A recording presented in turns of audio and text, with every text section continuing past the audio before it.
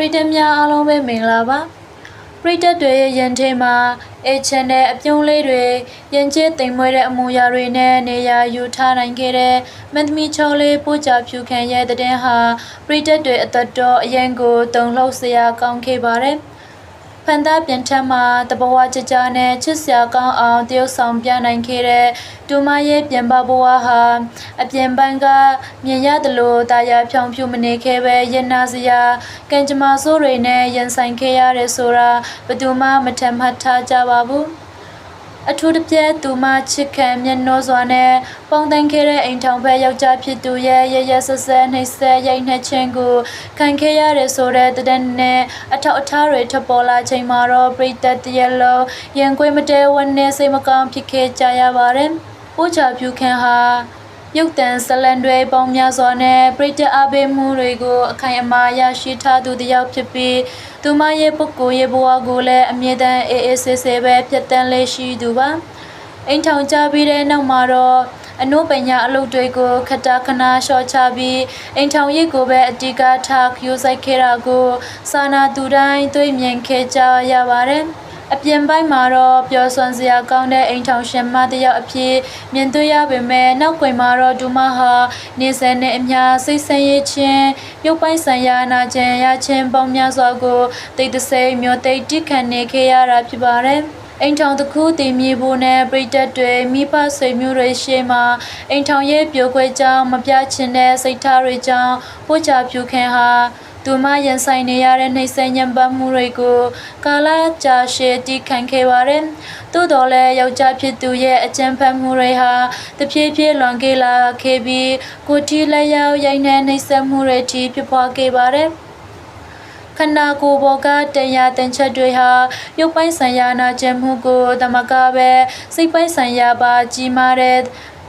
တရားတွေကိုအကျဉ်းရက်စေခဲ့ပါတယ်အချင်းနဲ့ယုံကြည်မှုကိုအခြေခံခဲ့တဲ့အိမ်ထောင်ရေးတစ်ခုဟာအချက်ဖတ်မှုတွေနဲ့အဆုံးသတ်သွားခဲ့ရတာဟာသူမအတွက်တော့အမြဲတမ်းမေ့လျော့လို့မရနိုင်တဲ့အိမ်မက်ဆိုးတစ်ခုလိုဖြစ်ခဲ့ရပါတယ်အရာရာကိုတိခံနိုင်စွာကုံဆုံးသွားချိန်နဲ့အသက်အန္တရာယ်ကြီးစိုးရင်လာရတဲ့အခါမှာတော့ပို့ချဖြူခံဟာငြိမ်ခံမနေတော့ပဲသူမရဲ့ရင်ထဲကနာကျင်မှုတွေနဲ့အမှန်တရားကိုပြိတ္တတွေရှေ့မှာဖော်ထုတ်ပြောဆိုဖို့ဆုံးဖြတ်ခဲ့ပါတယ်